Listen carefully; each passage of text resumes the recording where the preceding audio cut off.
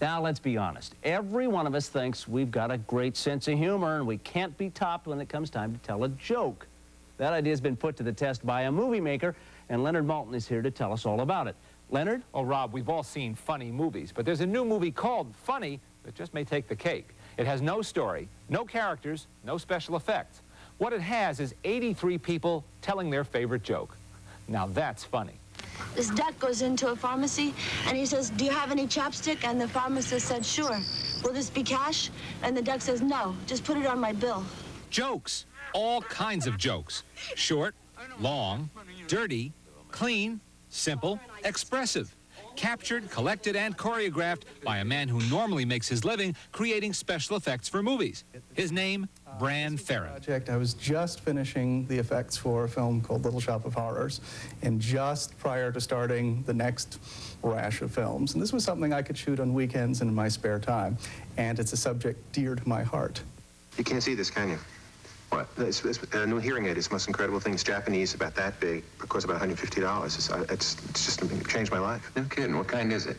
$420. It started with friends, and then friends of friends, and then ads in newspapers, and then pleading was useful, begging on street corners, and basically any opportunity to drag someone in. We even set up cameras in North Carolina gun stores and dragged people in as they were entering and saying, "Do you want to be in the movies?"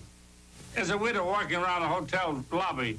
She sees a strange man. She said, "Where are you from?" She said, "We've never seen you here before." He said, "Well, I just got out of jail for killing my wife with a hacksaw."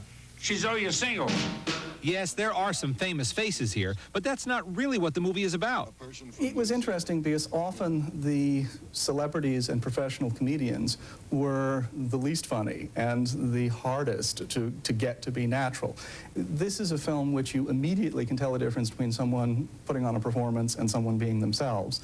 And so, contrary to what you would have guessed, very often the professional comics were the most awkward, and the butchers and axe murderers were the most comfortable. Why does the crack on your rear end run this way instead of this way?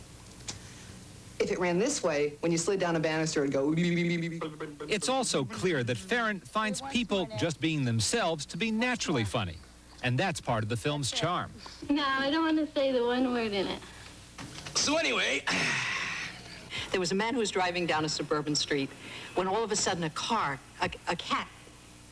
Then there's the actual study of jokes, which grows organically out of the film. Many jokes fall into vague but recognizable categories.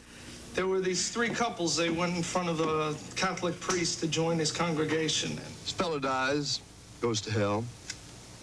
He says, "Devil, there's got to be a mistake. I don't belong here." this guy goes running into the psychiatrist's office, screaming, "I'm a teepee, I'm a wigwam, I'm a teepee, I'm a wigwam." And the doctor says, calm down, you're too tense." And others, seemingly unique, have a way of getting around. Who has told yet the three men standing in front of St. Peter? You have not had that yet. It's brand new. These three guys die and go to heaven. For the filmmaker, it was a chance to flex his filmmaking muscles a bit and work on a project of his own. Not only that, but it was a good way to get a few new jokes. Take my wife, please. There's only one Henny Youngman. Now, Funny opens this coming Wednesday.